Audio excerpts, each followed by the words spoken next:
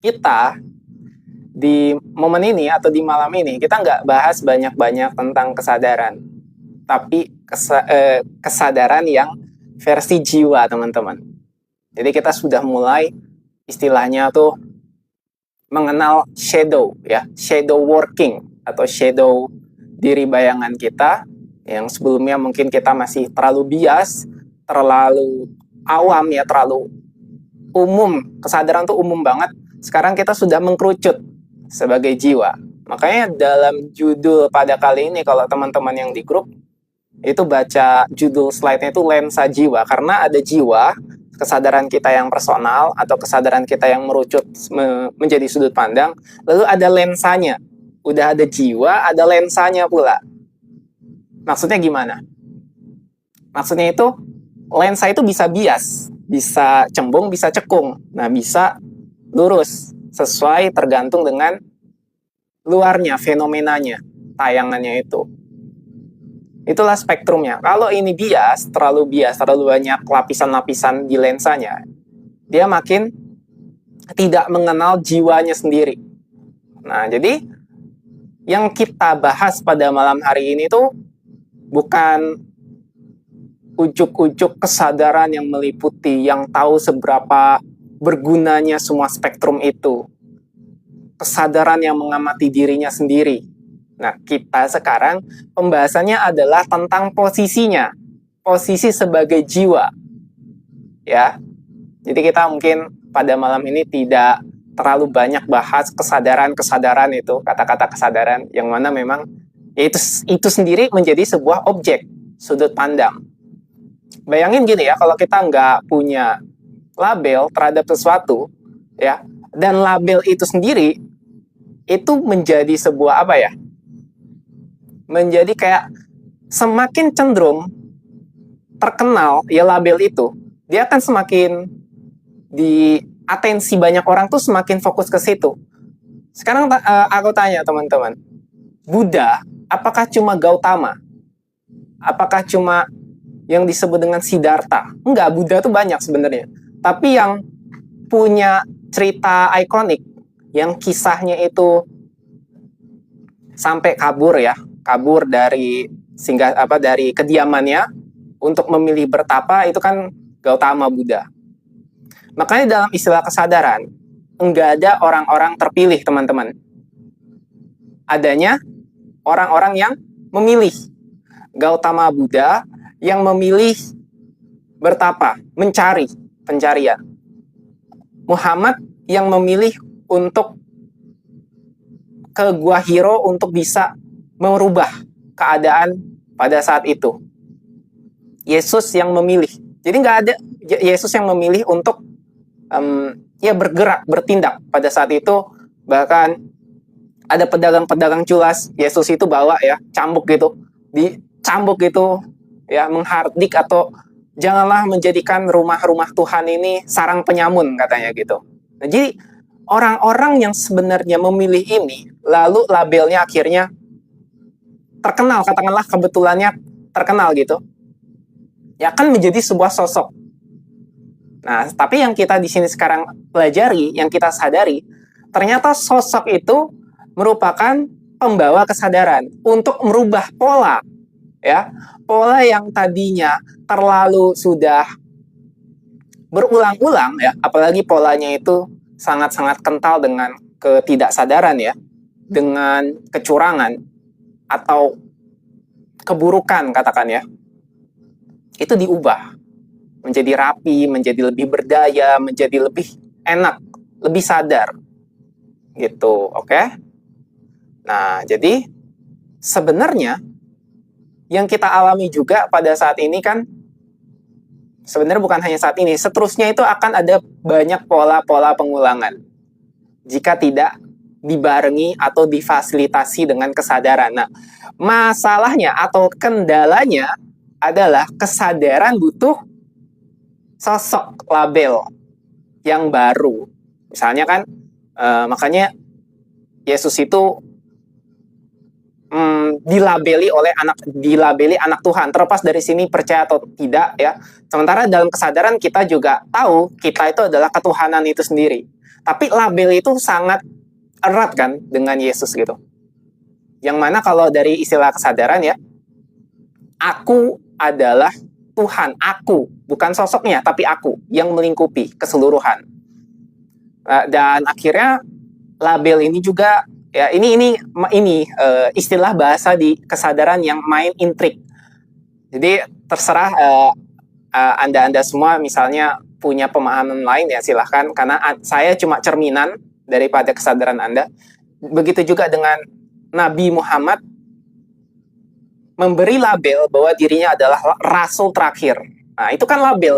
Itu dari kacamata kesadaran itu sangat unik, sangat independen, baru, ya.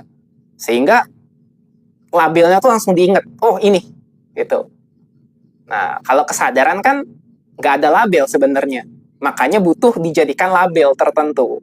Kalau dari istilah itu ya, ramalan dulu namanya Jayabaya dari Jawa itu ya. Makanya ada Satrio ya, Satrio Piningit ya. Terus ada Satrio Wirang ya. Satrio Wirang tuh yang selalu misalnya pemimpin tapi dikambing hitamkan. Kalau Satrio Piningit itu pemimpin yang diidam-idamkan nanti muncul dan membawa perubahan baru. Ada labelnya lagi. Gitu kan? Ada label. Nah, terkait dengan label ini sekarang, kita pembahasannya ke jiwa, teman-teman. Ke kita yang kita bisa mengamati diri tapi dari versi jiwa. Jadi jiwa ini juga konsep. Oke ya.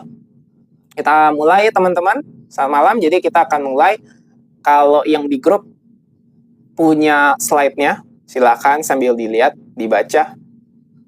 Bahwa judul pada kali ini tentang lensa jiwa.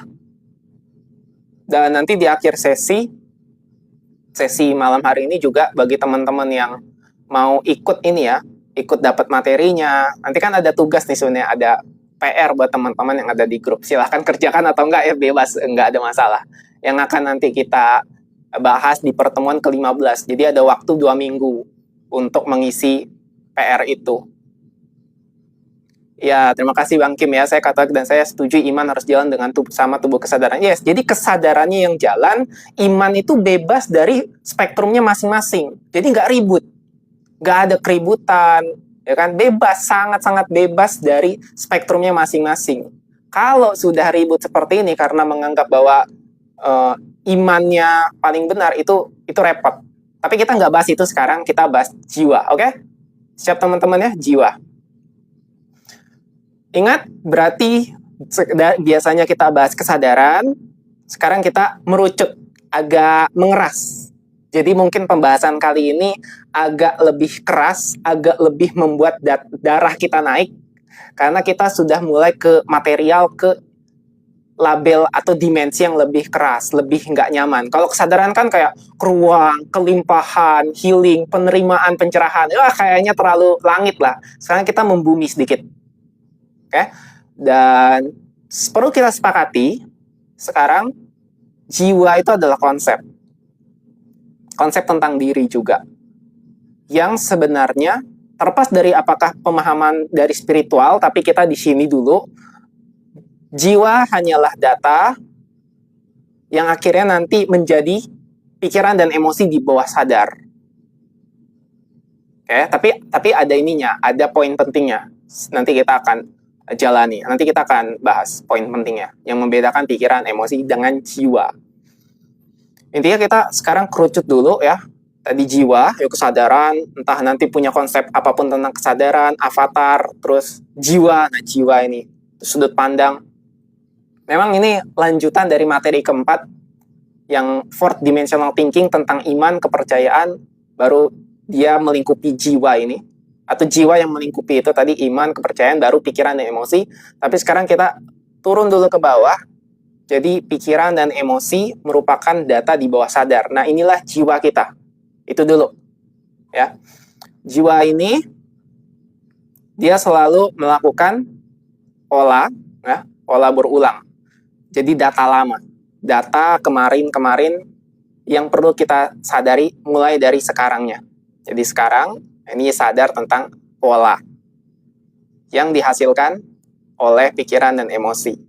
Nah, semakin mengkristal, semakin jadi identitas kaku, semakin kita tidak bisa sadari, maka jiwa itu ya, yang sebenarnya ilusi tidak ada, itu menjadi sebuah keakuan. Nah, jadi bedanya tuh kalau di prinsipnya pikiran, emosi itu kan kayak bisa dinetralisir gitu kan. Tapi kalau jiwa itu semakin diri itu menganggap jiwa itu ada, makanya konsep reinkarnasi ada ya. Tapi kita nggak bahas reinkarnasi dulu, kita nggak bahas jiwa yang terlalu kaku dulu mengkristal. Pokoknya istilahnya sekarang kita tempel dulu, oh jiwa ini ada, gitu dulu ya. Jiwa yang sebagai label untuk melingkupi data seluruhnya di bawah sadar. Emosi, pikiran, memori jangka panjang, keinginan, desire gitu. Oke? Memang ini kalau kita ngomong jiwa, pasti ya merembet ke reinkarnasi dan punarbawa segala macam. Tapi intinya mohon teman-teman di sini untuk kita terbuka dulu pada sebuah konsep-konsep, kita sadari bahwa konsep hanyalah konsep. Tujuan konsep adalah memudahkan pikiran kita untuk melabeli, memaknai, dan mengalami sesuatu. Ya, apapun konsepnya. Konsep agama, konsep apapun itu. Nah, tapi sekarang yang sadar terhadap jiwa ini berarti yang sadar terhadap perubahannya. Teman-teman di sini kalau punya punya keinginan, apa sih yang paling diinginkan? Misalnya gitu ya, yang paling diingin atau yang paling manusia inginkan tuh apa? Yang paling diinginkan. Ada yang ingin dapat hadiah gitu, ada yang kalau misalnya sakit ingin sembuh, ada yang ingin dapat apa, misalnya dia main lotre gitu ya, lalu dia ingin dapat lotre, ada yang ingin menang, ada yang ingin punya kerajaan, ada yang ingin memimpin dan lain sebagainya. Nah, desire, keinginan itu, ataupun misalnya yang dari sakit ingin sembuh, dari yang mungkin miskin jadi kaya, dari kesadaran, dari kacamata lensa jiwa, itu apa sebenarnya yang diinginkan itu? Apa itu? Gerakan itu disebut dengan perubahan. Jadi tanpa sadar, jika kita mengkristal pada konsep jiwa, kita nggak sadar tentang semua itu. Bahwa keinginan-keinginan itu hanyalah latar, hanyalah sebuah ekspresi dari latar yang disebut dengan jeda. Nah, jeda itu adalah perubahan. Jadi sebenarnya yang manusia inginkan adalah gerakannya, perubahannya, tanpa sadar. Makanya ini perlu disadari. Ketika kita sadari, maka perubahannya, setiap perubahan apapun yang kita sedang jalani, itu bukan lagi kita. Kita yang merasa, aku kan jiwa bukan raga ya, tapi nanti itu udah pembahasan yang di kesadaran-kesadaran sebelumnya. Aku bukan ya mie ayam padi, makasih ya. Aku bukan jiwa, bukan raga, bukan pikiran, bukan lahir, bukan batin, bukan kesal, juga bukan keinginan. Betul, tapi kita butuh konsep sekarang, kita butuh pemahaman buat masuk dulu ke intensitas yang lebih keras. Sebab kalau aku bukan jiwa, aku bukan raga, bukan pikiran, bukan tubuh, tapi masih makan juga gitu. Oke ya. Jadi di sini cerminannya bahwa spektrum untuk merasakan mengalami kesadaran itu ya sangat tak terbatas lapisannya, termasuk pernyataan tadi, pernyataan kata Pak Adi mie ayam, ya aku bukan jiwa, bukan raga, bukan pikiran, bukan lahir, ya bukan tubuh, bukan batin, bukan kesadaran juga, ya bukan keinginan. Tapi di saat yang bersamaan dari dimensi ketuhanan kita juga dimensi manusia.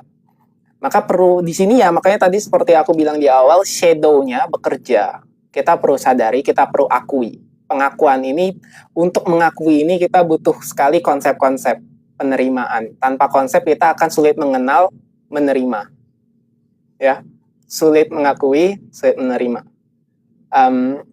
Satori itu momen titiknya aja. Ketika titik kita tahu sadar, yaitu yang cuma di maintenance, yang bisa dirasakan 24 jam sadarnya. Jadi satori itu cuma titik pintunya, yang sebenarnya nggak ada pintu, tapi kalau kita itu kayak seakan-akan terjebak, larut dalam kondisi sehari-hari, ya kan? Jadi kita tuh lupa, nggak ngeh yang namanya kesadaran itu. Nah, satori itu cuma buat ngehnya. Kalau udah ngeh kan bisa seterusnya. Minimal itu. Satori sama peripheral tuh cuma titik, cuma pintu. Yang aslinya kita tuh udah ngerasakan itu 24 jam. Cuman karena kita larut, kita nggak ngerti, nggak nge sama kesadaran itu yang dibaliknya. Maka Satori itu jangan dianggap bahwa Satori yang 24 jam. Satori itu ngehnya, titiknya. Yang aslinya kita, yang kesadarannya itu yang sudah alami naturalnya kita. Buat kita nginget lagi, kembali lagi. Kan gitu doang sebenarnya. Oke ya, tapi ya kita kembali dulu ya. Biar sadar posisi. Ingat, kita sekarang akan ngomong yang lebih kristal, yang lebih keras. Ya. Oke, tadi apa intinya? Perubahan. Perubahan, catat ya. Berarti ini kita butuh menerima apapun termasuk segala konsep yang telah kita mungkin dari kecil, lalu mulai besar, mulai dewasa, dengan adanya praktek pada malam hari ini atau diskusi pada malam hari ini, kita tuh perlu sadari ternyata setiap dari esensi gerakan kita adalah perubahan. Maka termasuk data kita, memori kita, tentang diri siapa kita, tentang dogma yang kita bawa, tentang informasi yang di-input ke dalam diri kita, itu bukan 100% kebenaran. Bisa jadi itu ada misinformasi, bisa jadi itu karena kurangnya kesadaran kita, bisa jadi memang informasinya keliru, dan lain sebagainya. Kita dalam posisi yang terbuka. Maka perubahan dimulai menyadari data di bawah sadar. Menyadari kesadaran yang melingkupi seluruh data ini, yang tahu, yang sadar, dan yang mengizinkan bahwa data apapun itu bisa berubah. Bukan menghilangkan datanya, data tetap ada. Aku tetap Fernando, nggak mungkin tiap hari berubah nama. Tapi aku yang sadar, aku bukan Fernando, aku bukan namaku, aku bukan identitasku. Aku yang sadar mengizinkan, mengamati bahwa segala sesuatu, termasuk nama dan identitasku, itu kulingkupi. Aku melingkupinya sebagai kesadaran, sehingga segala sesuatu itu, termasuk data emosi, pikiran, yang sebenarnya ini otomatis akan jeda. Makanya tadi pertanyaan apakah Satori bisa 24 jam? Kalau sampai di titik kesadaran yang secara otomatis dijedanya, yang membiarkan segala sesuatu lewat, termasuk kejadian, pengalaman, dan data-data pikiran yang sebenarnya bisa kita ubah, dibiarkan lewat, dengan sendirinya pelan-pelan bisa berubah. Berubah ke arah kesadaran atau ke arah tingkat nuansa kesadaran yang lebih tinggi. Kayak pakai bahasanya gitu ya. Kita pakai bahasa lebih enak apa ya? Vibrasi deh ya, getaran ya. Getaran yang lebih tinggi, getaran ketuhanan, getaran ilahi. Oke? Nah, ingat kita di sini bahasnya hanya tentang jiwa yang mudah dimanipulasi lensanya gitu ya. Maka mulailah di sini utuh dulu mengakui, menerima bahwa kita adalah manusia. Entah dari dulu ya bahasanya, kalau misalnya dalam kekristenan atau Katolik gitu ya, dulu waktu aku masih di gereja juga, ya bahasanya kan semua manusia memiliki dosa asal. Nah, kalau dari ini kita bahas dari ini ya, kesadaran ya. Maksudnya dosa asal tuh gimana? Segala sesuatu yang mewujud menjadi eksistensi dari non-eksistensi, lalu diwujudkan oleh kesadaran menjadi eksistensi, maka itu mengkristal. Berarti mengkristal. Nah, mengkristal ini berarti butuh perubahan. Bentar, kok ada muncul peringatan? Buat live Anda tetap menarik, mematikan kamera, menampilkan gambar statis atau tidak muncul di layar dalam waktu yang lalu dapat menjadi live Anda tidak memenuhi syarat untuk muncul di saran. Sebentar, kenapa itu? Halo teman-teman, izin kameraku gimana? Aku kelihatan nggak? Tadi dapat peringatan. Kira-kira kenapa ya? Ini lancar nggak koneksiku?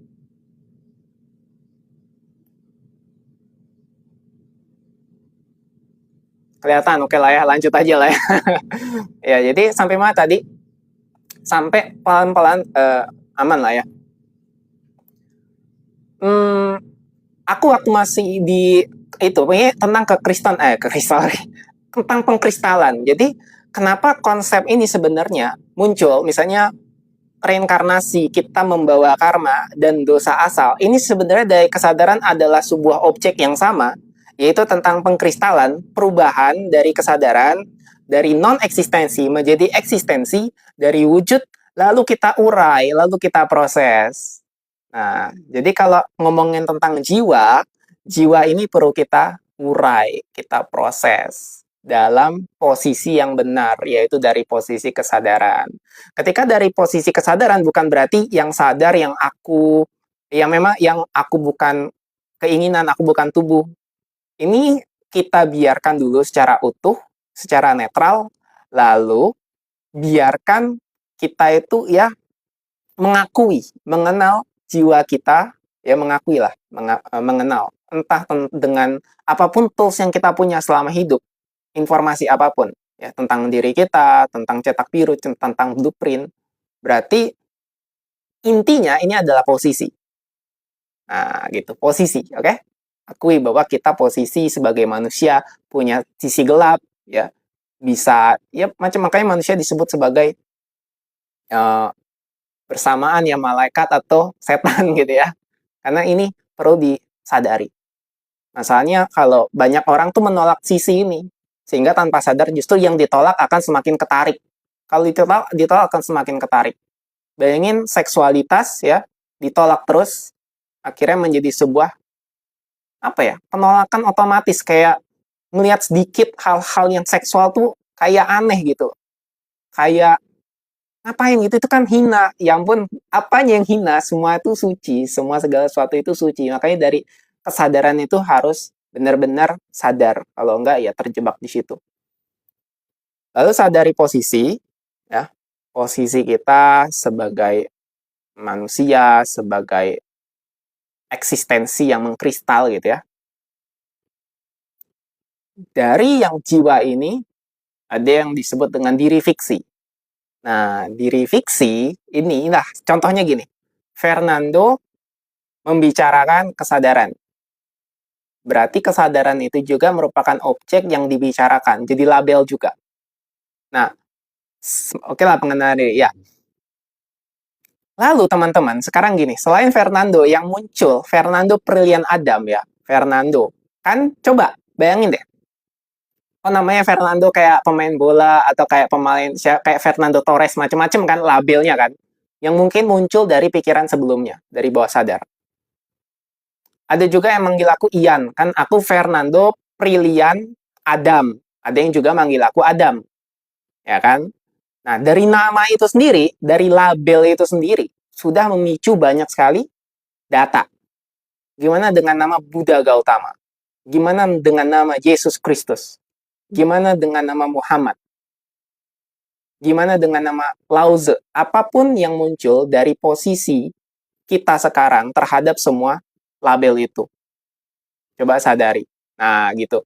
Semakin kita sadari, oh ternyata bahkan pembicaraan tentang kesadaran yang harusnya nggak ada label tadi, yang aku bukan kesadaran, aku bukan keinginan, aku bukan tubuh, bukan apa, tetapi faktanya, kenyataannya, kenapa butuh figur otoritas? Siapa yang nggak kenal Yesus menjadi figur otoritas? Ya kan? Siapa yang nggak kenal Muhammad? Siapa yang nggak kenal Buddha? Menjadi figur otoritas.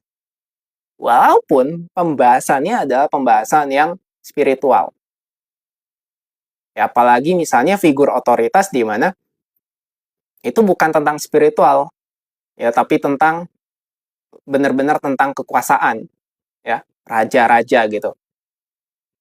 Otomatis dari sini kita akui bahwa mau pembicaraan apapun ada spektrum, ada sudut pandang. Itulah diri fiksi, figur otoritas membentuk emosi dan identitas kelompok. Nah, nangkep nggak dari sini? Mulai dari sini. Artinya teman-teman, kalau kita berbicara tentang kesadaran ini, kita juga butuh power. Aku sendiri, gini ya, ini keyakinan pribadi sih, kayak misalnya, aku kan dulu baca gitu, baca kemana Yesus itu dari umur 12 baru muncul di umur 30. Ada banyak banget pembahasan yang belajar yogic, ilmu-ilmu yang energi gitu, sampai akhirnya bisa menciptakan kesadaran untuk memunculkan materi dan lain sebagainya. Nah, itu sebenarnya dasarnya harus tercerahkan terlebih dahulu. Makanya kalau misalnya tercerahkan itu adalah hal yang paling mudah, teman-teman. Kalau sudah sadar. Makanya kalau kata orang-orang tercerahkan dari awal itu pondasi kan. Kalau misalnya dia sebelum tercerahkan nebang kayu, jadi tukang potong kayu, ya setelah tercerahkan tetap motong kayu. Tetap nebang kayu, tetap nebang pohon. Tetap jadi koki, tetap jadi apapun. Nah, tapi power untuk menggerakkan, itu butuh kualitas energi yang ditingkatkan, yang diintensifkan lebih padat lagi. Itu makanya muncul ilmu-ilmu kundalini, ya kan? Yin yang itu. Maka teman-teman, di sini mulai akui, sadari, ternyata ekspresi daripada kesadaran itu spektrumnya sangat luas, tak terbatas.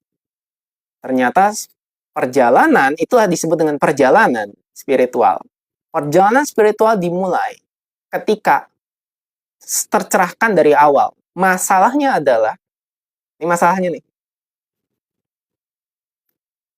justru orang mencari pencerahan terlebih dahulu, nggak akan ketemu. Paradoksnya, kalau nggak mencari, nggak akan tercerahkan. Nah, bingung kan? Muter-muter. Nah, jadi salah satunya, atau kalau bisa dibilang satu-satunya cara untuk tercerahkan, dan tercerahkan menjadi pondasi latar, baru bisa menggali ilmu, gitu ya. Makanya dulu orang-orang pinter tuh kenapa disebut orang pinter? Karena tercerahkan lebih dahulu, terus gali ilmu ke dalam diri atau luar diri, terserah, mau sains, mau apapun, itu yang kelihatannya sakti, punya miracle, punya mukjizat, ya, karena dari awal udah pondasi latarnya kesadaran, udah jelas. Yang orang-orang setelahnya mengira bahwa pencarian itu berdasarkan desire, berdasarkan keinginan, berdasarkan hasrat, yang makin susah, malah makin terpisah dari diri sejati. Ini awal asal muasalnya dari jiwa ini. Kenal nggak dengan jiwa ini? Itu kalau jiwanya dikenali, ya bisa tercerahkan. Kalau enggak, ya terjebak. Itu. Maka intinya gini, teman-teman. Ya. Kita itu dari awal adalah kesadaran dan juga eksistensi yang berwujud tubuh, portalnya, jiwa adalah batinnya, dan ini perlu diberdayakan. Susahnya para pencari, yang mencari itulah yang dicari. Ya. Maka kita kenal di sini sebagai diri fiksi. Oke? Diri fiksi ini perlu kita mainkan. Makanya, mohon maaf ya, agak jadi nyerempet ke agama atau tokohnya, karena ini berdampingan. Ini contohnya, fakta realnya. Apa yang Muhammad mainkan? Label baru. Membawa agama baru. Menjadi pemimpin baru. Membuat struktur baru. Itu apa kalau bukan permainan? Permainan memadatkan sebuah informasi, diturunkan. Ya. Setelah Muhammad ini meninggal, aku nggak tahu sekarang apakah memang murni pengikut-pengikutnya dulu itu untuk menyebarkan atau untuk menjaga kerajaan itu, untuk menjaga kerajaan atau kepemimpinan politik yang udah dibangun. Gitu. Bisa di ini nggak? Bisa dinalar sedikit nggak, kayak misalnya ya, tanpa kita itu ya, tanpa kayak kita tuh menyerang gitu, tapi intinya adalah ya kita coba main intrik, karena jiwa ini atau ngomongin sadaran tuh luas. Kita main juga di intriknya gitu. Karena sistem yang udah dibangun, udah bagus, udah rapi, karena sistem kita harus akui bahwa dari yang sebelumnya jahiliyah, lalu akhirnya menjadi sebuah hal yang rapi, punya sistem. Nah itu. Jadi ngomongin tentang jiwa ini, ngomongin juga tentang permainan, di mana ada identitas kelompok, ada emosi, dan ada figur otoritas. Selama kita di sini tidak mau mengakui ini, Ya karena banyak sekali orang-orang spiritualis menganggap bahwa material itu terpisah dari spiritual. And that's dangerous. Itu berbahaya. Kenapa? Karena masih mencari-cari. Padahal yang dicari dalam spiritual juga, nanti kalau kejebak, ujung-ujungnya kena tipu guru spiritual lagi. Udah capek aku dengan pencarian uang material, lalu pergilah ke spiritual. Ujung-ujungnya apa? Kena guru spiritual lagi yang nyeleneh, yang palsu gitu lah, yang fake. Nah, bisa di ini ya, nalar teman-teman di sini. Jadi sadari posisi jiwa atau diri fiksi. Karena kalau terjebak di situ, ya akan jadi endapan baru. Endapan selanjutnya. Termasuk juga seperti sains. Sains sekarang kan menjadi sebuah salah satu spektrum yang seakan-akan hanya jalurnya itu, hanya jalur sains doang yang benar.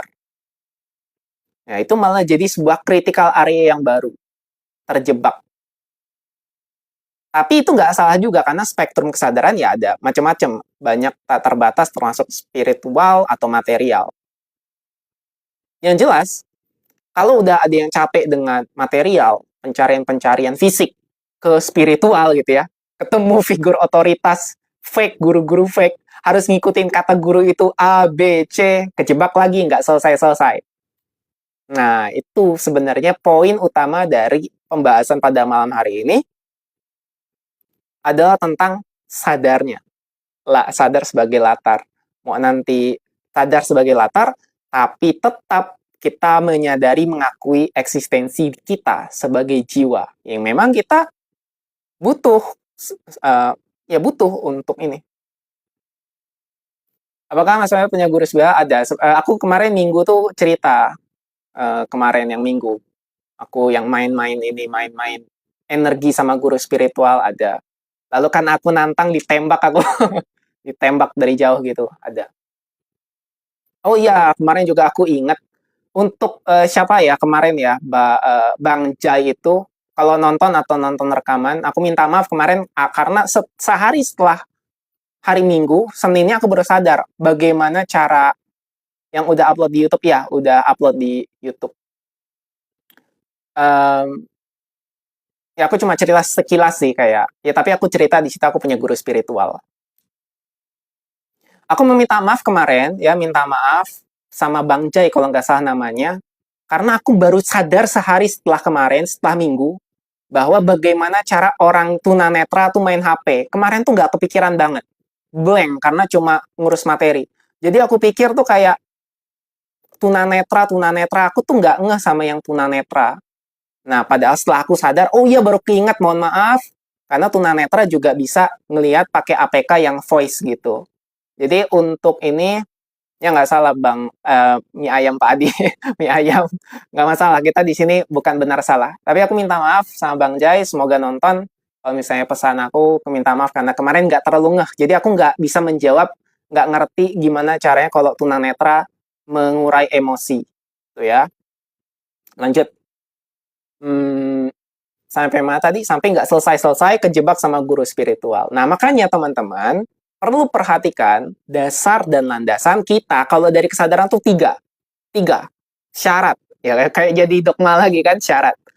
Pertama, kesadaran bukan healing, bukan penyembuhan, ya. Kesadaran bukan terapi, tapi yang menyadari pondasi, baru boleh terapinya nanti jadi benar. Yang kedua, kesadaran bukan pencarian, ya, termasuk pencarian guru spiritual atau pencarian material. Yang ingin guru spiritual, nanti kalau salah jalurnya jadi kejebak, yang ingin kaya salah, dia akan makin. Jadi bukan pencarian, tapi latar. Sehingga nanti kalau misalnya benar, ketemu guru spiritualnya juga benar, dan ketika ingin misalnya di material, ya keberlimpahannya juga utuh, benar. Nah, makanya itu yang bukan pencarian. Barulah cermin. Yang ketiga cermin. Di kesadaran cermin, kita cermin. Semua adalah cerminan. Apapun yang terjadi fenomena ada cermin, termasuk guru spiritual. Kalau misalnya ketemu dengan yang fake mata duitannya karena pendaman batin atau endapan batin kita tuh belum selesai, belum sepenuhnya selesai, makanya ketemunya dengan guru yang gak enak.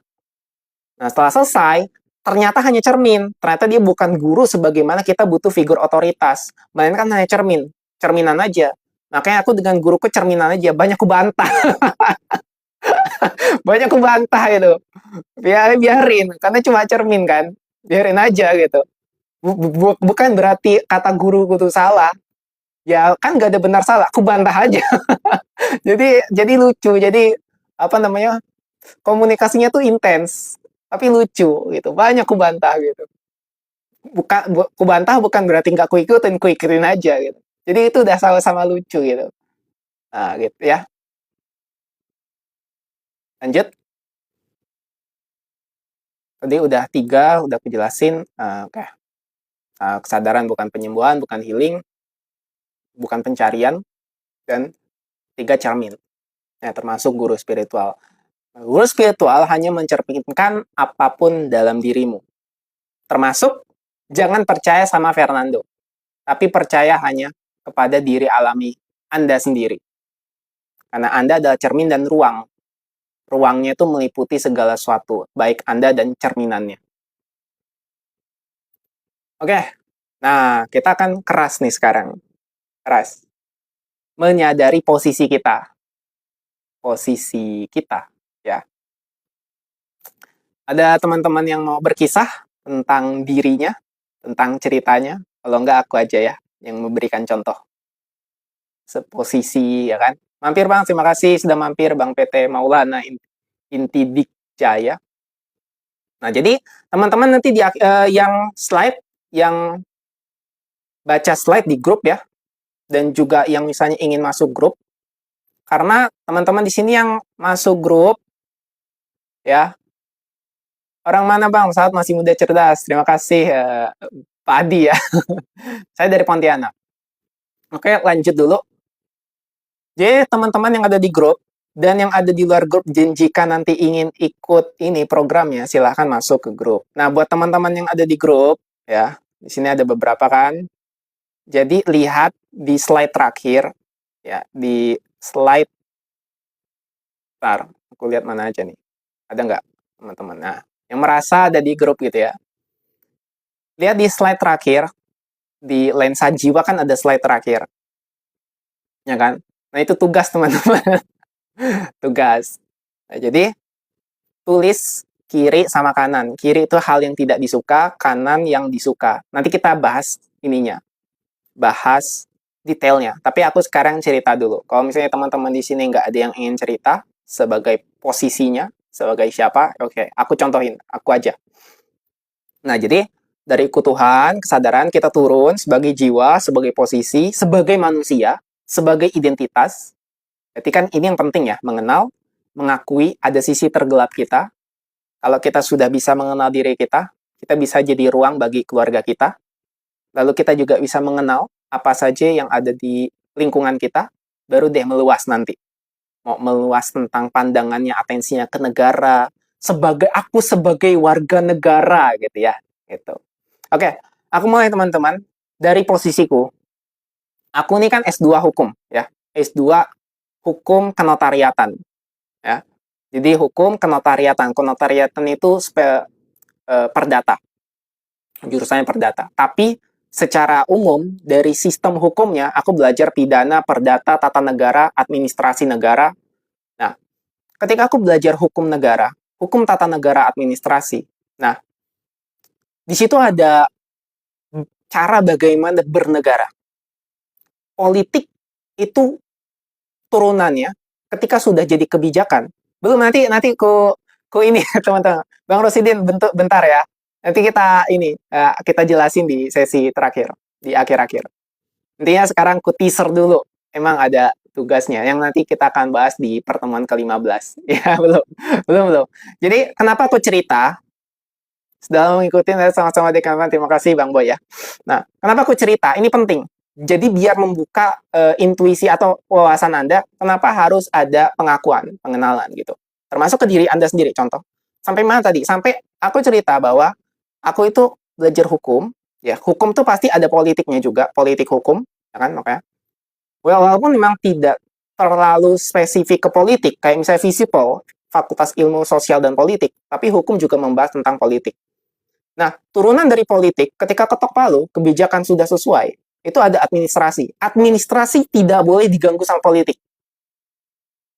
Oke? Berarti bukan lagi bagian dari politik.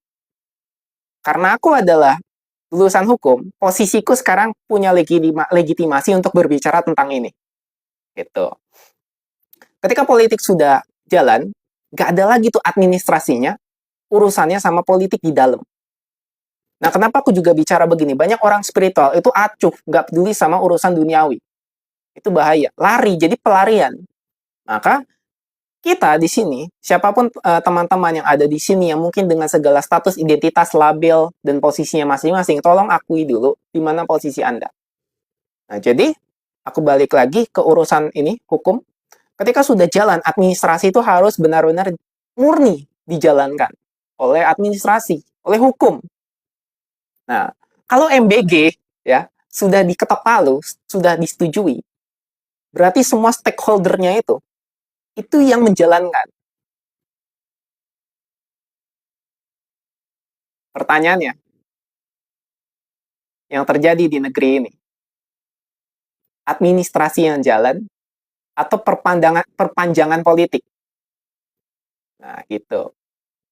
Kalau sudah bukan lagi administrasi, berarti bukan lagi kepentingan masyarakat.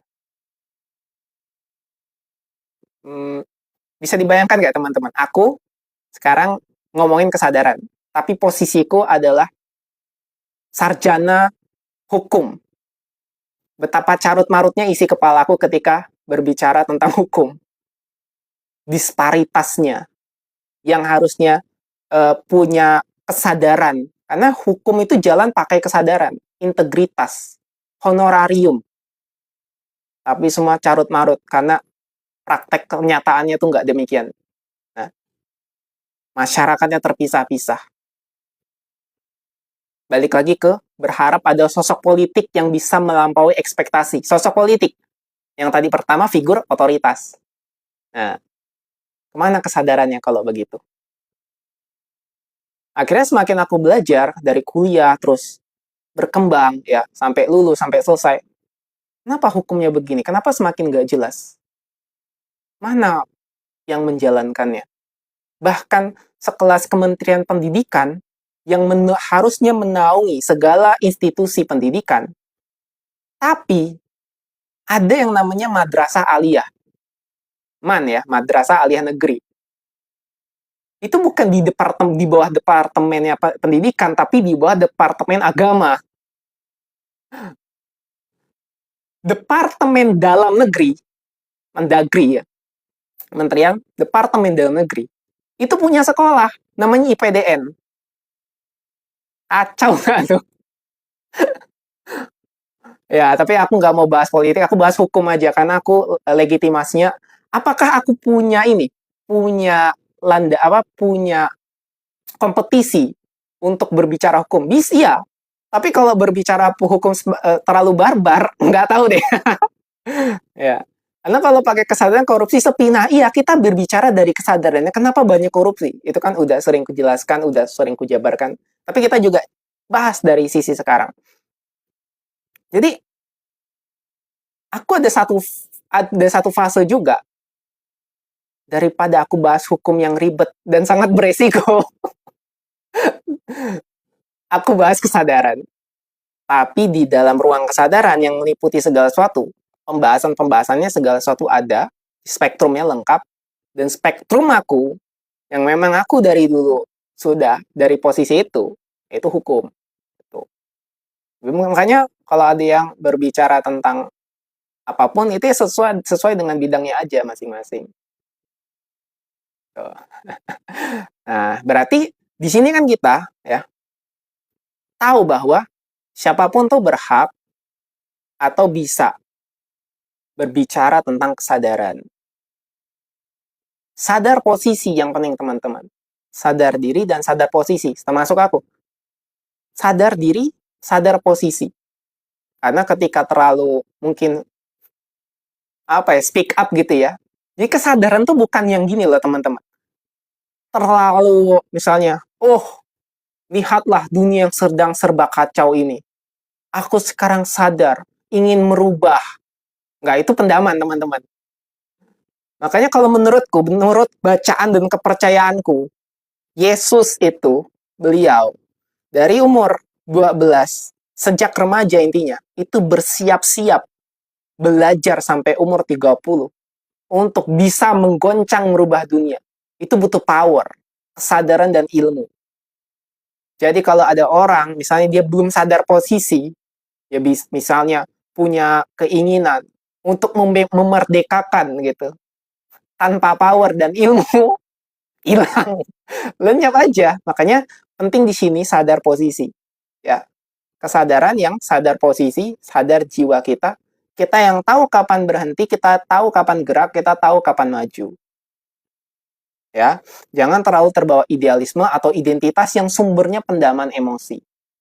Aku mencintai negeri ini. Aku patriotisme. Nanti nggak sadar jadi korban. Sudah berapa banyak? Sudah berapa banyak ya kita sebut ya si apa? Banyak lah. Aku nggak mau sebut lah. Jadi banyak yang sudah menjadi katakanlah korban ya. Ya salah satunya yang ya CEO Gojek lah ya. Ya. Dan aku teman-teman pernah masuk dalam jajaran di pusat ya, tapi sebagai perusahaan yang melihat sendiri bagaimana prakteknya gitu. Benar-benar di pusat. Jadi kalau kita sadar ya, ini sudah jadi pola yang nggak mungkin berubah, nggak, yang sulit berubah. Ini berarti kita butuh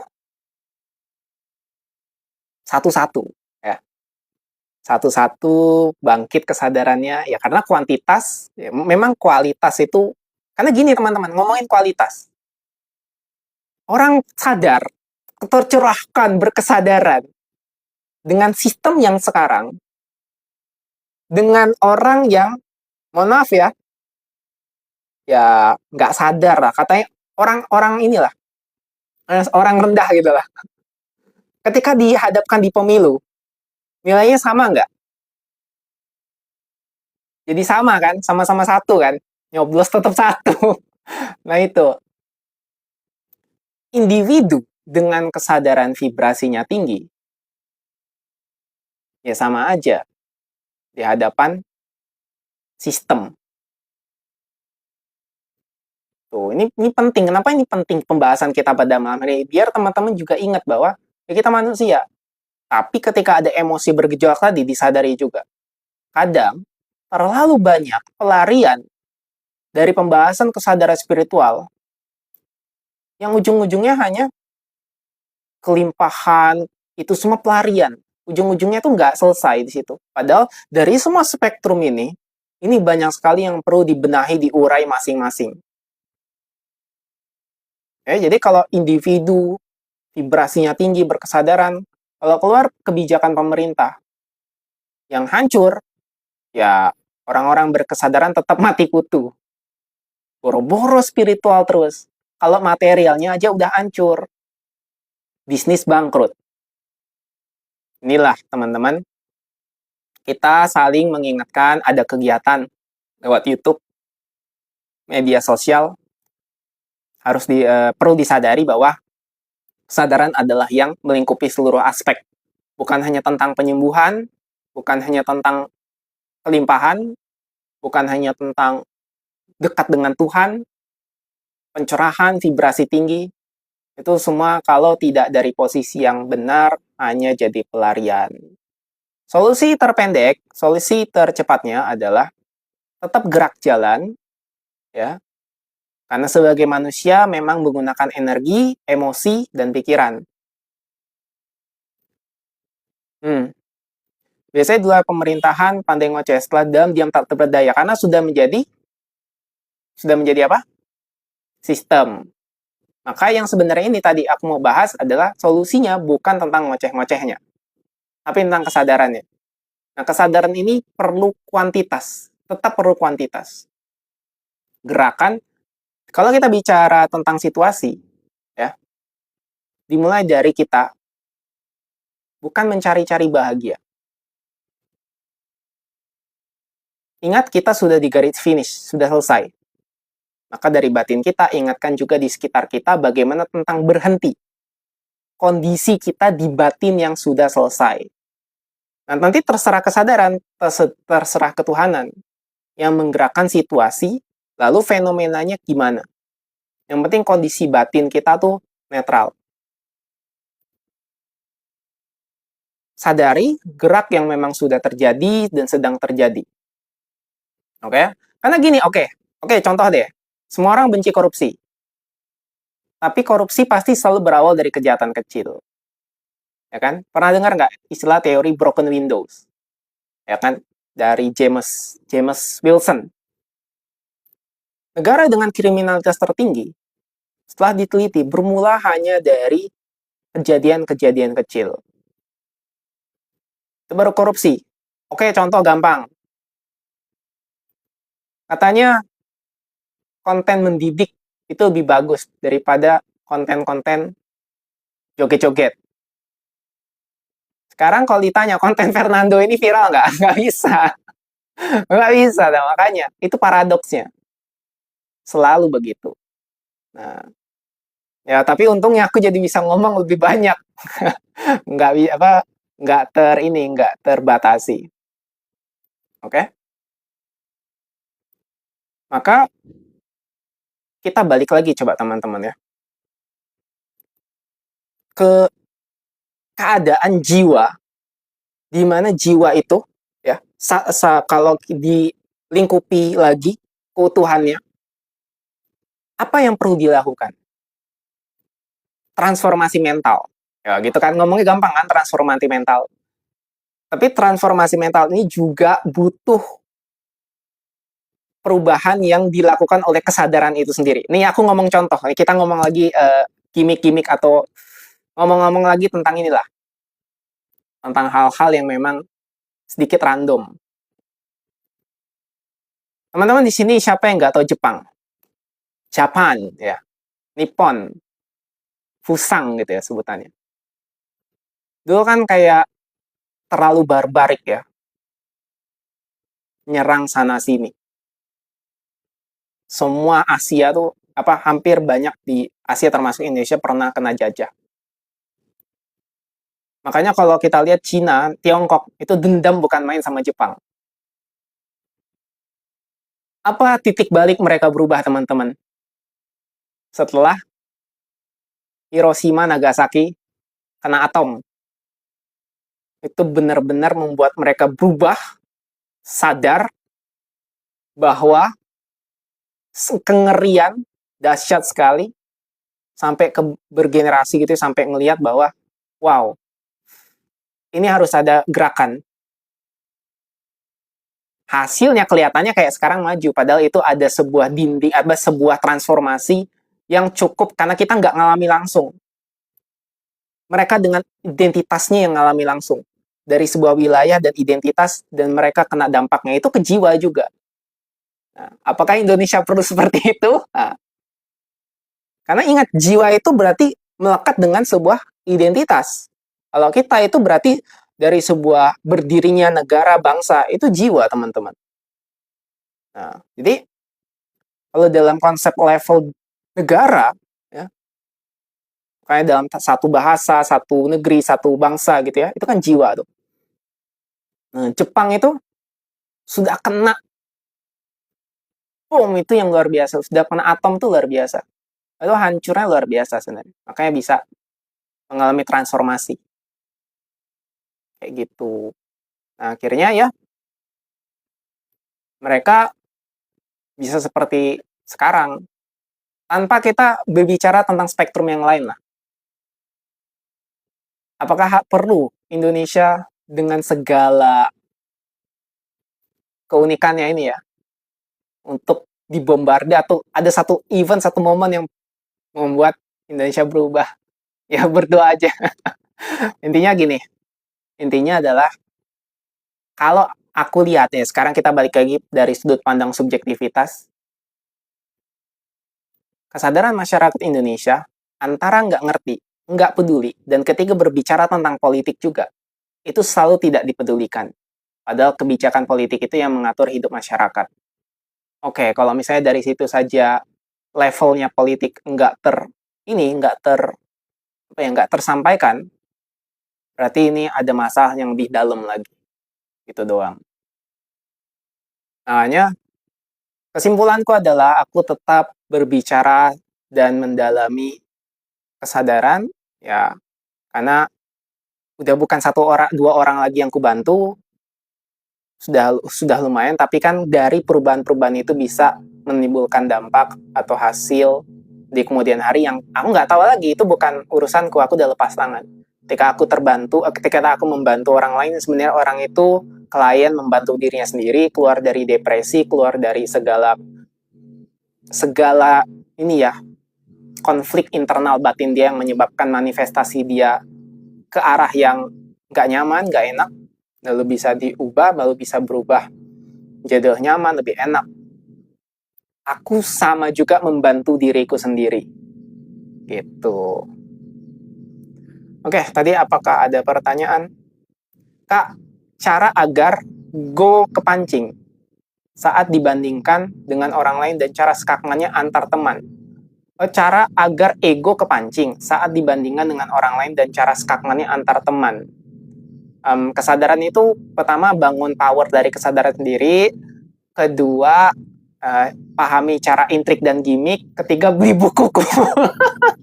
Beli bukuku yang zona tak sadar. Kalau ini fokusnya ke orang lain, tapi kalau belum siap ya fokus ke diri sendiri aja. Karena kalau udah kita ingin skakmat orang lain, gitu ya, itu butuh level materi yang sudah selesai damai dengan diri sendiri. Sudah selesai, baru kita bisa pancing menggunakan gimmick atau intrik. Nah, itu pembahasannya ada di buku aku yang zona tak sadar. Indonesia perlu reformasi ya, mental kali ya, benar Pak Adi. Oke. Orang yang tercerahkan apakah memiliki ilmu gaib seperti tahu akan kematian dan karma. Setelah tercerahkan, pondasi latarnya sudah selesai, maka penggalian ilmu-ilmu selanjutnya sudah dari posisi yang tepat. Nah, aku beri contoh Bang Rosidin. Orang-orang NPD itu, dia itu sadar nggak dengan semua keburukan yang dia lakukan? Dia nggak sadar. Kenapa? Karena dia dari posisi yang paling rendah. Kita ngomong paling rendah aja ya. Paling rendah spektrumnya di zona kesadaran rendah banget. Yang akhirnya kalau dia hidup, dia bergeraknya untuk menjadi vampir bagi orang lain. Dia hanya saya sampai menggerus gitu. Ya menjadi menyedot gitu ya. Karena dia butuh supply dan itu nggak akan pernah berhenti. Kenapa? Karena posisi spektrumnya dia berada di level zona di bawah pokoknya. Nah, makanya isi hidupnya tuh kekurangan tanpa sadar, walaupun dia punya banyak uang, nyedot orang lain, merugikan orang lain, ya, fitnah orang lain, bahkan mungkin bisa bunuh orang lain gitu. Nah, itu gitu. Nah, sekarang orang tercerahkan posisi. Nah, posisinya di mana? Gitu ya. Posisinya ya sudah selesai. Nah, setelah selesai berarti tidak ada lagi ngomong takdir. Hanya ada ngomong free will. Free will yang sebagai kesadaran. Nah, free will yang sebagai kesadaran ini, itu momentumnya sesuai dengan atau selaras dengan keilmuan atau intuisi yang pernah dipelajari, pernah diakumulasi, yang kadang menciptakan karomah tersendiri. Nah, jadi bukan berarti kayak seakan-akan jadi label baru lagi. Oh, orang-orang ini langsung tahu karomah, itu akumulasi aja. Dan nggak perlu kayak seakan-akan kita cirikan. Orang tercerahkan cirinya apa? Orang-orang ini punya karma cirinya apa gitu. Yang perlu kita sadari, semua dari kita perlunya adalah tercerahkan. Fondasi awalnya. Terserah dari situ, ya misalnya kalau aku punya intuisi atau kecenderungan untuk belajar kundalini, melatih kundalini. Kenapa? Karena terapi orang lain itu butuh energi loh. Terapi orang lain itu sebenarnya, ya, aku mau ngomong spiritual. aku menarik karmanya dia, mengurangi signifikan karmanya dia untuk kuurai di dalamku. Lalu ini kalau dengan energi yang enggak cukup, aku nggak bisa grounding energinya. Yang harusnya dia karmanya lebih lama, terus ku terapi, ya, berkurang secara signifikan untuk dia bisa sadar di posisi yang benar, ya kan? Kan ada transfer energi, dia transfer energi, ya kan? Udah tuh transfer energi, masa diem stuck di aku? Kalau energiku nggak cukup, ilmuku nggak memadai, kesadaranku nggak tepat, ya aku kena. Itu. Makanya pertukaran energi itu butuh, teman-teman. Ada yang bilang spiritual tuh nggak perlu bayar. Spiritual dan material tuh utuh. Makanya aku ingin mempopulerkan atau ingin menyadarkan atau ingin mengedukasi apapun lah, membiasakan bahwa jangan memisahkan antara spiritual dan material. Kalau bisa bayar ya bayar. Gitu. Tapi tahu kondisi aja. Kadang misalnya ada yang memang butuh bantuan, lagi nggak punya uang, ya silakan dengan cara yang lain. Kalau aku begitu. Oke?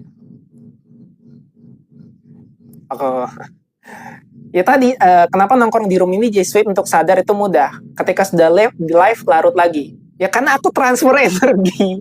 Ada kesadaran yang melingkupi ini lebih mudah. Kalau aku misalnya nggak rutin untuk latihan pribadi, kundalini segala macam, aku nanti terapi banyak orang. Ya nyerapnya ke aku. Nggak enak. Gitu maksudnya, teman-teman. Hai, salah kena. Ya. Nah, jadi memang itulah, kita kan sebagai manusia juga. Kita kesadaran tapi sebagai manusia juga. Butuh makan kan? Butuh tidur kan? Harus ada yang diisi kan? Ya sama, jadi kenapa aku belajar kundalini, mengisi energi Ida Pingala? Ya karena ada kondisi di mana aku terapi orang lain kan. Kalau aku santai-santai aja, oh tenang gitu, karmanya masuk ke aku. Gitu. Oke, lanjut. Kemana? Mau bahas apa lagi? Gini, ya tadi, misalnya ya, karma ini, karma tentang karma gitu lah. Yang lebih ringan sekarang, tentang misalnya paling relate dengan kebanyakan cinta, katakanlah cinta ya. Hubungan, relationship, diselingkuhi dan segala macam gitu. Ya kenapa dapatnya hal-hal misalnya, kenapa dapat pasangan tuh kok nggak enak ya, nggak nyaman ya. Coba, seperti tadi, fondasinya benar nggak? Dari kesadaran atau enggak? Sudah tercerahkan apa enggak? Sehingga nanti kalau nggak tercerahkan, pasti desire-nya beda. Cari ilmu tuh untuk kesaktian, hanya untuk ego, hanya untuk memuaskan nafsu dan gitu. Nah sama, mencintai orang lain. Coba cek, apakah Anda mencintai dirinya, sebenarnya objek kesadaran, sebenarnya hanya objek dan kesadaran Anda, atau sedang mencintai diri sendiri? Coba teman-teman di sini, perhatikan jika suka sama seorang, punya pasangan, sebenarnya kita mencintai dia atau mencintai diri sendiri yang dia mirip denganku, dia membuatku nyaman, gitu. Ada harapan ke dia, ada ekspektasi ke dia. Ya. Jangan-jangan, ya, ketika misalnya dia tidak sesuai ekspektasi, kita marah. Ini tipis. Ini pembahasan cinta tuh aku punya kelas sendiri. Dulu saya ada kelas, cuma mungkin ada pembahasan sendiri nanti ya, di luar daripada ini. Yang pembahasan cinta, relationship gitu ya, hubungan itu ada pembahasan atau getaran sendiri. Biar sama-sama di level cinta, biar nggak turun salah pahamnya. Jadi hanya sekedar ini aja, putaran di lingkaran yang nggak enak. Nanti muter-muter aja situ. Ini salah satu faktor yang penting. Tapi sini sebagai ini aja, sebagai pembicaraan-pembicaraan ringan. Termasuk salah satunya adalah kenapa kok mudah sekali putus, diselingkuhi itu sebenarnya akui bahwa itu dari diri kita sendiri sumbernya. Akui, dah itu doang. Nggak selesai masalah di situ, udah akan berlarut-larut. Gitu doang. Makanya ekspektasi teman-teman, itu perlu disadari. Sekarang ekspektasi tentang Fernando apa? Jangan-jangan ketika nanti aku dari satu sudut pandang dilihat, divideokan gitu ya, aku nampar orang, pak gitu kan. Wah, bahaya Fernando ini. Dia marah nampar orang. Wah, saya nggak suka lagi dengan dia. Ya kan? Nah, makanya harus sadari bahwa siapapun yang Anda sukai, itu tayangannya dari kesadaran Anda. Hanyalah objek. Ketika Anda bercermin, cerminan Anda, ya tubuh di cermin itu kan juga objek. Apa yang Anda rasakan terhadap tubuh Anda. Jadi, siapapun yang Anda kira, orang yang Anda cintai, rasa sumbernya adalah diri Anda sendiri. Hanya atensi. Nah, hanya atensi. Sekarang, Anda sedang mendengarkan Fernando. Atensinya ke sini, ke si Fernando, dengan segala apa yang diomongkan. Dengan segala bacotannya ini. Ya, ketika Anda beratensi kepada sosok yang Anda sukai, dia ada rasa. Nah, rasa, mainnya di rasa. Gitu. Atensinya itu ketika semakin fokus, ya berarti ada semakin kemelekatan, ya nggak ada masalah, nggak apa-apa. Jadi lekat, intensitas rasanya semakin naik. Nah, ketika intensinya naik, dia akan semakin mengkristal, semakin lekat dengan segala ekspektasi, harapan, bayangan ke sosok dalam diri Anda. Nah, gitu ya. Apalagi selain daripada pasangan? Mimpin, ya. Wah, pemimpin ini. Pemimpinku, gitu. Ya. Ketua partaiku, pemilihan dewan, kepala daerah, presiden.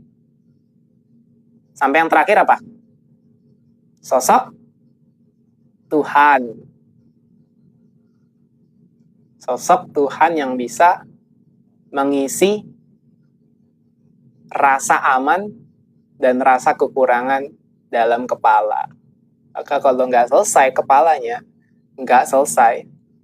Ambisi nggak apa-apa, desire-nya. Nah, oke. Ekspektasi, harapan, bayangan termasuk ambisi harus dari posisi yang tepat, yaitu posisi kesadaran. Jadi, ini mau di kelas manifestasi. Aku nanti buat 4 jam. Tapi nanti itu yang dapat 3 jam, 4 jam kan, 3 jam lah. Cukup buat teman-teman yang mau, tapi yang nanti dapat fasilitasnya tuh yang di grup. Yang di grup hanya kesadaran. Itu kelas manifestasi. Itu bahasnya ambisi. Wah, seru itu. Bagaimana cara manifestasi yang tepat, yang benar. Gitu. Oh, nanti aku share di grup teman-teman. Aku nanti tanggal 20 berapa nanti aku lupa.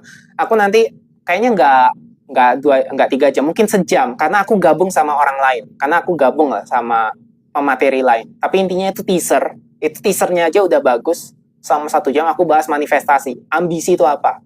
Yang dapet tuh di grup nanti aku share. Jadi silakan kalau yang ingin ikut ini ya, bagaimana ambisi yang benar, ambisi yang tepat, itu dari posisi apa? Nanti di kelas manifestasi. Tenang aja, masih gratis teman-teman. Masih gratis yang di grup. Ambisi harus mencapai target. Apakah itu termasuk kemelekatan? Kemelekatan yang tinggal disadari dari posisi yang tepat. Agak susah untuk yang belum terbiasa mengalami kesadaran lalu berbicara tentang ambisi. Aku to the point aja. Karena belum sadar posisi. Ibarat posisinya ini sekarang lagi di tengah hutan dan nggak punya peta. Jadi nggak tahu posisinya di mana. Ketika berbicara tanpa peta, itu nyesat.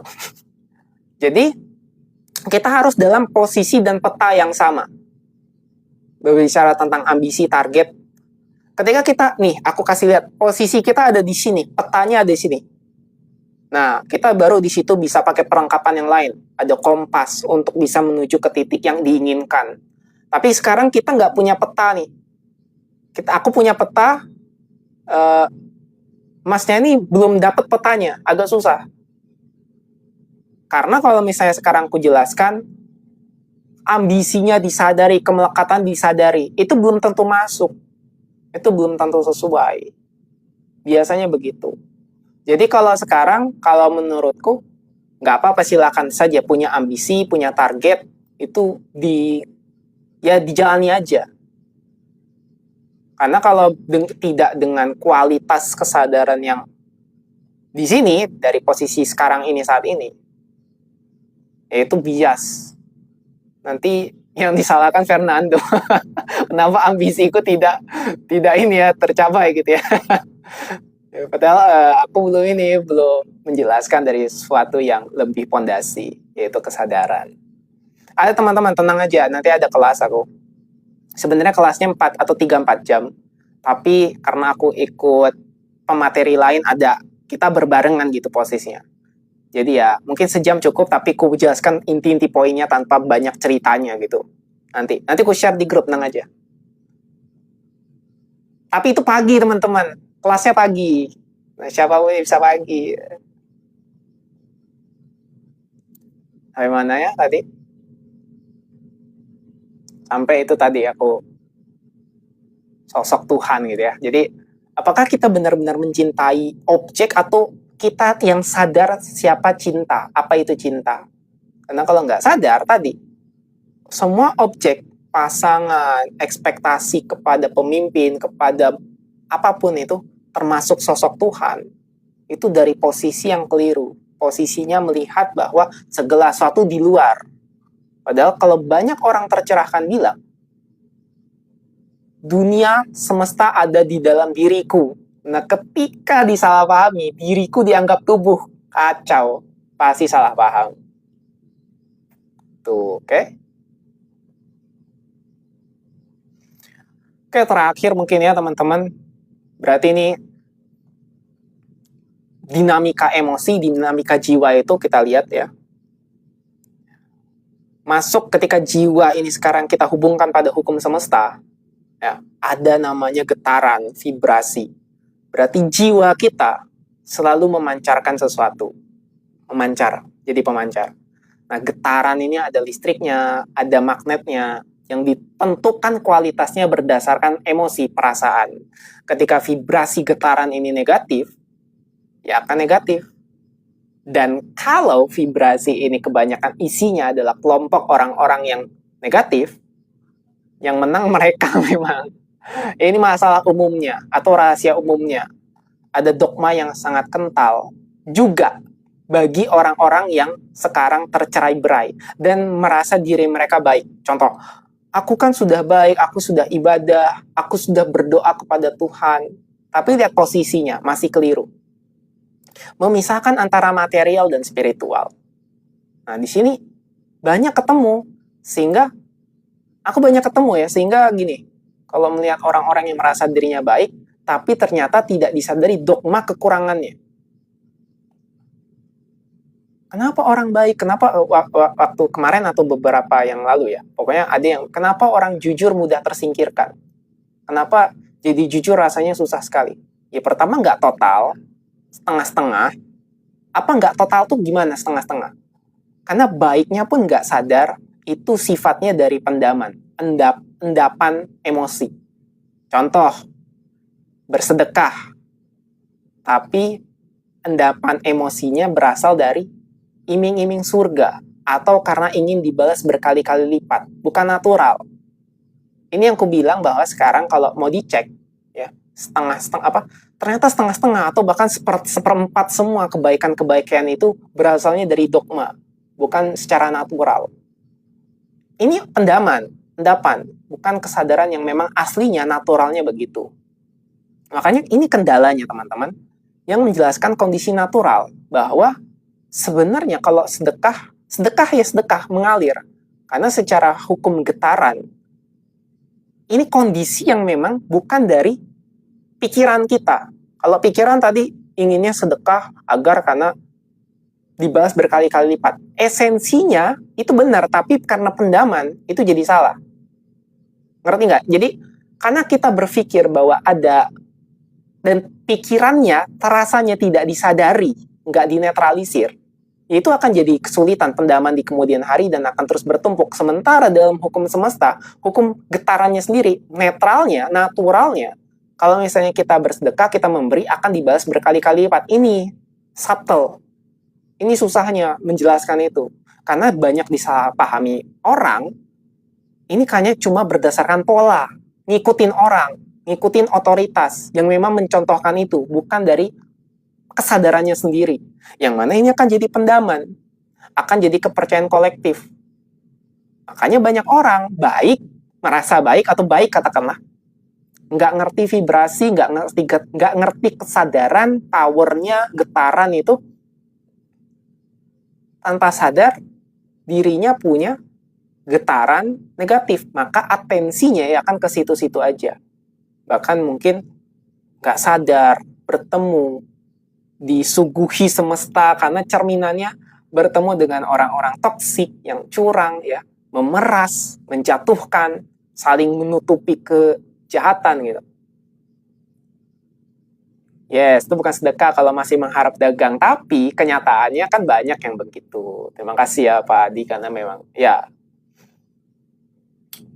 sampai ya menutupi kan kejahatan, keburukan gitu. Makanya aku bilang, teman-teman, satu-satunya dosa cuma satu. Satu-satunya dosa adalah ketidaksadaran. Karena bagi orang-orang baik yang tidak sadar sebagai kesadaran, itu juga masih tersamarkan, masih ada, ya bahkan samar merasakan semua sensasi emosinya. Bayangin, ada kesedihan, ada penyesalan, ada ketakutan yang masih dipendam. Takut mati. Kalau mati takut ke neraka.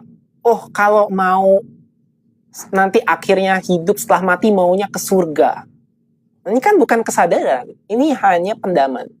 Kalau dengan kesadaran, rasakan dan memang sadari surga ya di sini saat ini. Sekarang semua kondisi batin, mental, ya, yang disadari itulah akhirat.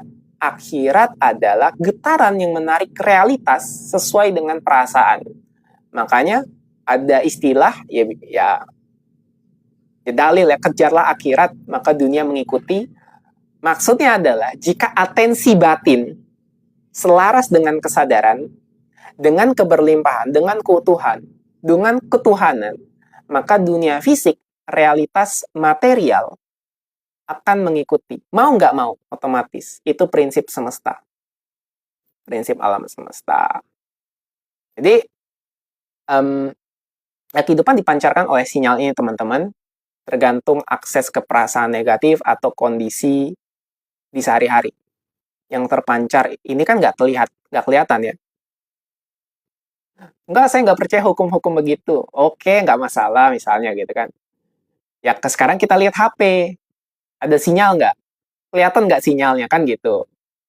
Ah, saya nggak percaya gitu. Soalnya kan kalau yang bilang nggak percaya nggak masalah gitu. Tapi kan sinyal nggak percaya, sinyal kan emang nggak kelihatan. Lah, sekarang kalau misalnya dibalik tadi, percaya nggak sinyal HP itu ada? Oh, percaya. Berarti HP bisa memancarkan sinyal. Iya, ke satelit mana? Berarti apakah Anda beriman kepada Telkomsel, kepada XL, kepada IndiHome? Ya dulu orang beriman pada Tuhan, sekarang beriman pada ini ya, IndiHome ya. Ya kalau kita juga ngelihat kita ngelewatin pintu infrared ya, yang pintu kebuka sendiri itu kan, nggak ada apa-apa, tiba-tiba kita di depan pintu itu kebuka sendiri kan, berarti kita memancarkan sinyal untuk bisa menggerakkan benda fisik lewat sinyal itu. Maka berarti kan kita energi motion. Emosi adalah yang ngedrive hidup kita. Jangankan hewan gitu ya, jangankan manusia, hewan aja punya emosi gitu.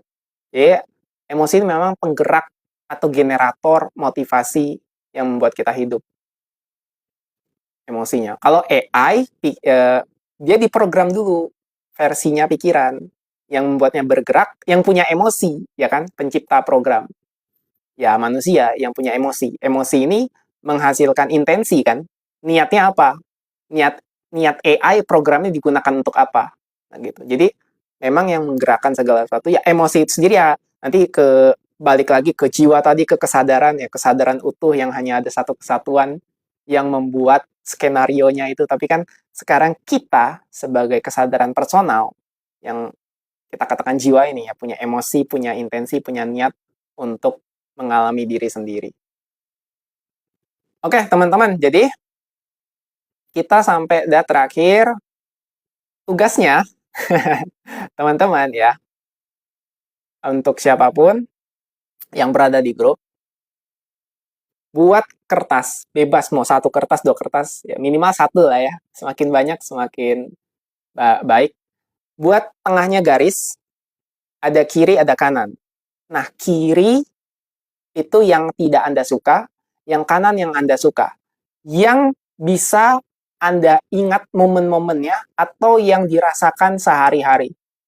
Bukan tentang kondisi keuangan, bukan tentang yang bertahan hidup, kayak misalnya aku nggak suka saldoku sekian-sekian, bukan juga tentang keinginan. Oke? Nah, nanti itu ke masa depan. Pastikan sekarang ini hanya tentang keseharian atau yang pernah terjadi. Misalnya nggak suka, yang benci gitu. Aku pernah dipermalukan, aku pernah trauma karena ini, aku pernah ini. Nanti aku buat di grup itu link formnya, jadi tinggal kirim ke situ. Jadi nggak di itu ya, nggak di grup ya. Apapun yang kita nggak suka, betul. Jadi ku contohkan dulu ya, ku contohkan dulu ya. Yang nggak suka misalnya, baik yang pernah terjadi, entah misalnya dibully, entah misalnya tidak adil waktu kecil, entah itu yang sensasinya baik itu kuat atau ringan, terserah pokoknya terus. Nanti kita akan bahas ini di pertemuan ke-15, ini mau diapain gitu. Intinya adalah dibuat dulu yang nggak suka. Yang suka juga apa? Misalnya pernah jalan-jalan. Yang pernah ya, bukan yang ingin. Bukan keinginan, bukan... Karena keinginan manifestasi nanti. Belum. Kita belum di situ. Kita di sini yang pernah atau di kondisi sehari-hari. Misalnya sehari-hari. Ya, ngelihat presiden. Ya misalnya gak apa, di kondisi sehari-hari. Ya, pengalaman dan kondisi sehari-hari. Ya, baik yang nggak suka dan yang disuka. Itu. Nanti aku juga tulis di grup ya PR-nya ini. Jadi buat teman-teman yang nggak hadir. Ya. Yang praktek lebih enak daripada yang nggak praktek. Nanti kita akan bahas ini buat apa. Nanti kan kita praktekkan. Jadi yang praktek, makanya aku kasih waktu 2 minggu. Ya. Jadi nggak perlu sekali jalan ya. Jadi keingetnya, oh iya, baru tulis. Atau tulis dulu di HP, ya. Atau bebas, ini mau tulis tangan mau lebih bagus. Atau mau ketik, bebas. Ketik, nanti selesai gitu ya, dalam satu kertas gitu. Minimal satu kertas pun. Yes, tapi ini journalingnya di versi upgrade. Karena nanti ada tambahan, ada kita mau ngapainnya ada nanti. Ya, jadi bukan journaling sendiri. Karena kalau journaling sendiri kan ya sejenis journaling boleh bebas. Nggak suka tuh boleh. Bahkan suka juga misalnya saya suka melihat ya journaling ya kurang lebih journaling. Oke. Nah, saya suka misalnya saya tidak suka melihat presiden gitu. Tapi saya suka melihat gitu. Jadi terserah di kondisi sehari-hari dan yang lebih momentum misalnya yang pernah terjadi. Misalnya aku pernah berprestasi gitu. Ya, tulis semakin banyak semakin bagus. Semakin detail semakin bagus. Dan nanti kan kelihatan ya, jomplang, lebih banyak gak suka atau sukanya. Dan termasuk jangan di ini. Untuk sekarang, fungsinya tulis dulu. Nanti aku akan kasih tahu, kita akan bahas di pertemuan ke-15.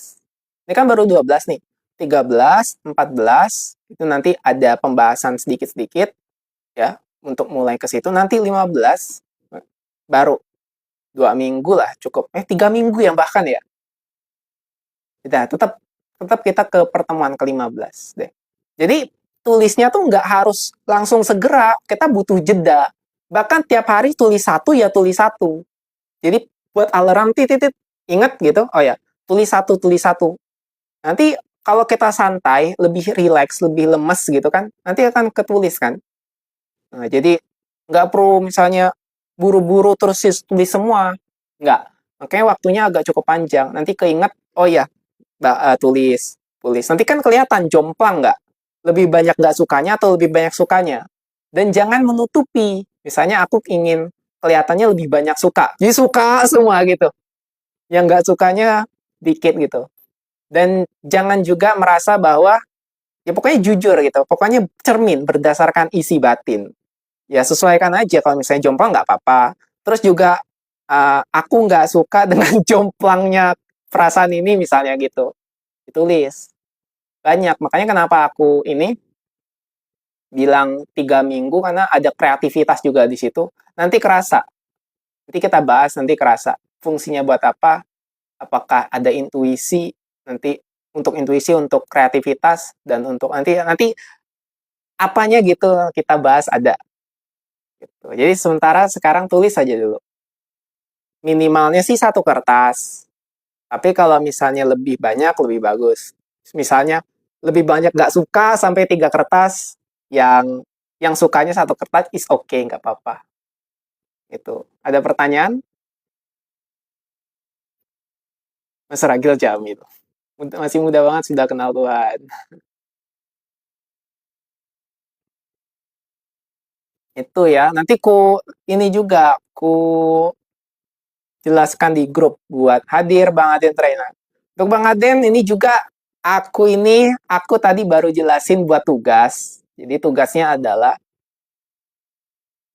aku jelasin ulang ya. Buat kertas, ya, contohnya tuh kayak di slide terakhir ya, di materi 12. Kumpulinnya nanti aku akan buat link ya, kayak link form, nanti kirimnya ke situ biar nggak penuh di grup. Dan mungkin ada juga yang nggak mau dilihat gitu kan, kayak rame nanti di grup. Jadi aku buat form nanti yang ngisi itu, entah dalam bentuk PDF atau tulis tangan di scan bebas lah. Lebih bagus tulis tangan sih, tapi nggak masalah. Jadi waktunya kan 3 minggu, nggak harus ya di hari itu juga atau bahkan di jam itu juga.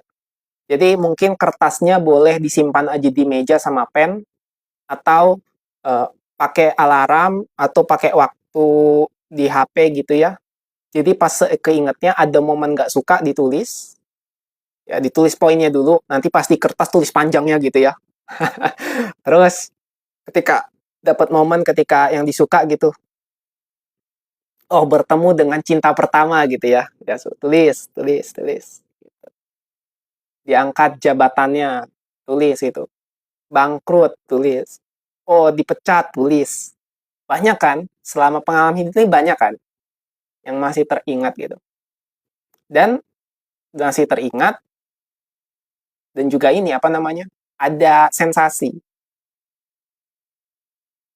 Menulis setiap momen, pengalaman, dan keseharian, dan misalnya emosi sehari-hari yang memang paling kuat dominan. Saya sehari-hari ngeliat berita emang nggak suka, ya tulis aja. Tuh, oke? Okay? Kenapa? Karena kita nanti menulis emosi sesuai tadi dengan penjelasan vibrasi ya, yang menarik keberuntungan atau ketidakberuntungan. Nanti kita bahas di pertemuan ke-15-nya. Termasuk kenapa penulisnya, latarnya, dan juga fungsinya. Oke, waktunya kita 12, berarti nanti di pertemuan ke-15. Agak lama tuh, aku pikir 2 minggu, 3 minggu ya. Rupanya. Oke lah. Jadi jangan buru-buru, ditulis saja seingatnya, sampai minimal sih satu kertas. Ya, minimal satu kertas ya setertulis gitu. Tapi kalau semakin banyak itu lebih bagus. Oke teman-teman, apakah ada yang ingin tanyakan lagi?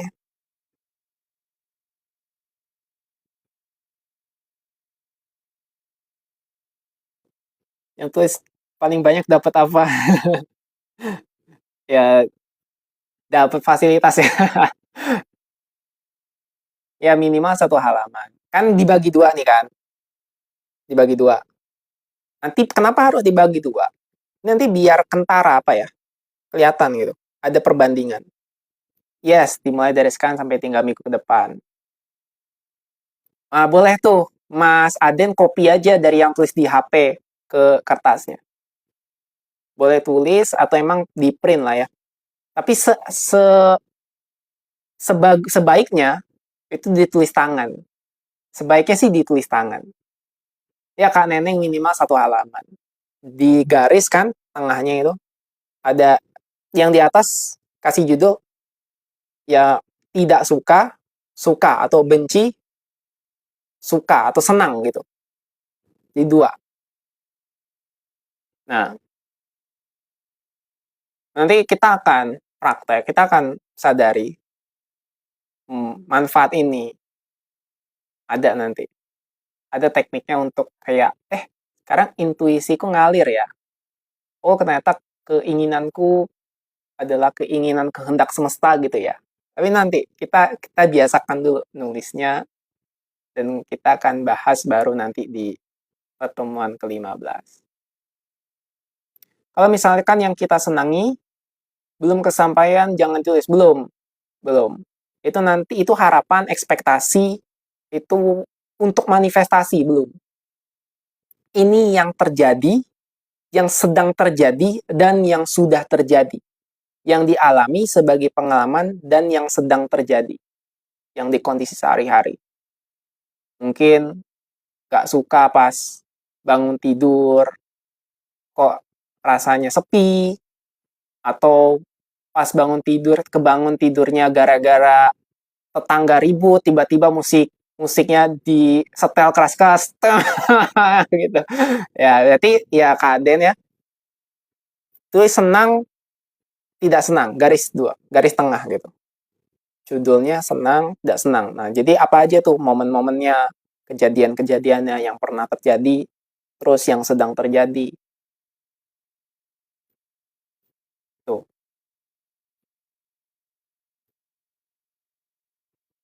Oke,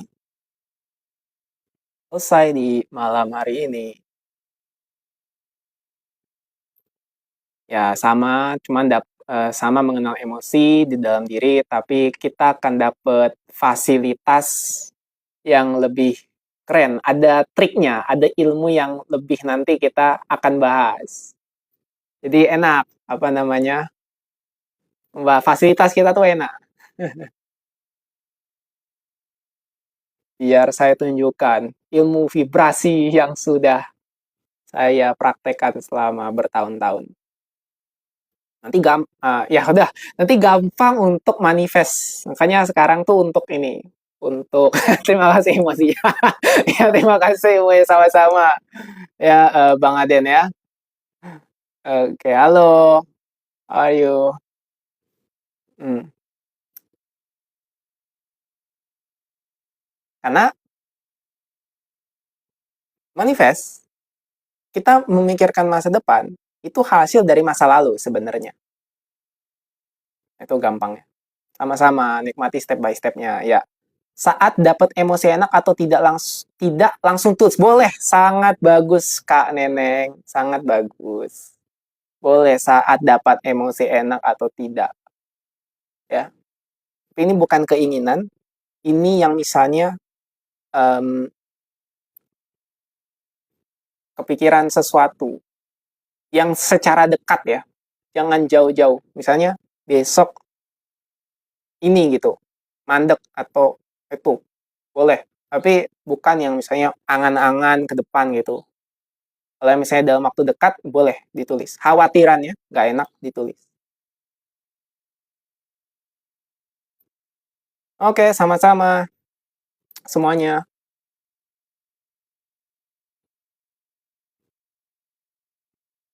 Siap.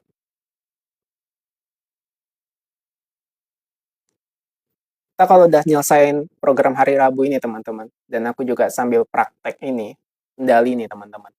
Nanti mungkin aku live ada tiap tiap pagi tuh, tiap mungkin jam 4, jam 5 tuh aku live lah. Terserah ada yang nonton atau enggak, yang penting aku live sambil praktek lah. Oke, kita selesaiin dulu nih semua di materi hari Rabu. Batch-nya pokoknya selesai kan nanti kan ada pengalaman, ada praktek masing-masing. Kan nanti tulis kan, ada testimoni, ada apa. Nah, itu nanti.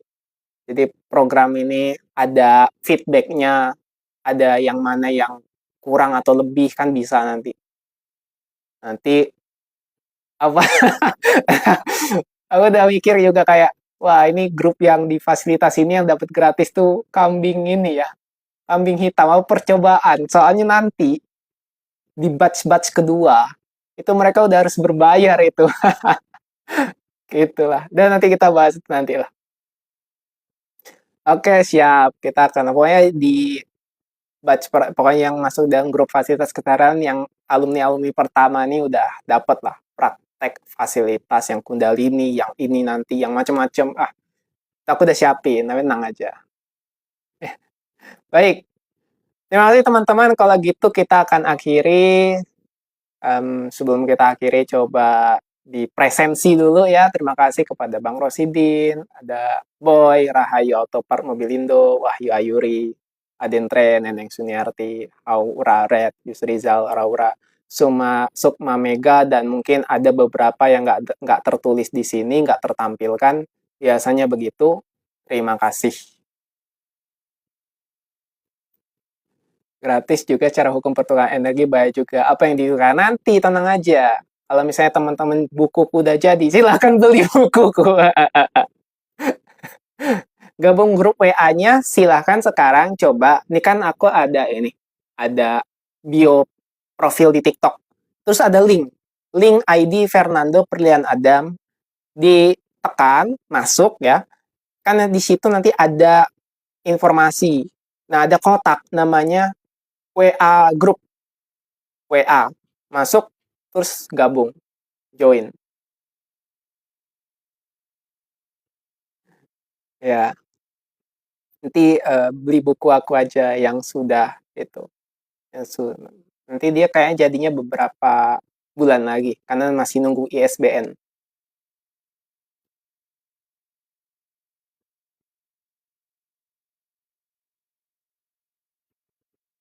Grupnya hanya kesadaran, jadi kan saya belum pernah ikut meditasinya. Oke, nanti ikut juga, silakan meditasinya. Untuk informasi seterusnya, biar update dan dapat ilmu atau dapat rekaman sama materinya, silakan masuk ke grup, ya. Pergi sekarang ke bio profil. TikTokku ini ada link ID Fernando Perdana Adam. Diklik, di situ ada WA, masuk ada kotak gitu, ada link, oke. Masuk grup, grup pokoknya. Lupa tulisannya gimana, pokoknya grup WA gitu. Nah, setelah itu masuk silakan. Atau gampangnya pantengin lah. Ini profil aku itu. Oke.